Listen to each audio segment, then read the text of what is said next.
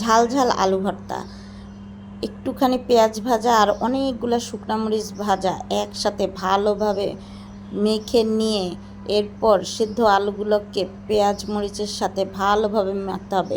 এ পর্যায়ে যার উপর আপনার রাগ আছে তাকে মনে করে আলুগুলোকে ইচ্ছা মতন মাখাইতে থাকবেন, এতে করে আপনার রাগও একটু কমবে।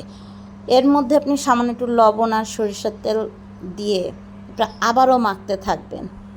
ব্যাস হয়ে গেল আলু ভর্তা, ঝাল ঝাল আলু ভর্তা। এখন এই আলু ভর্তা দিয়ে আমি পান্তা ভাত দিয়ে খাবো।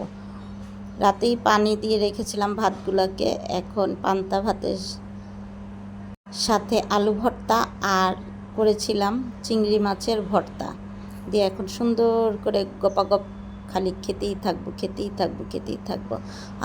এই গরমে যে কি শান্তি, না খেলে কেউ বুঝবেনই না।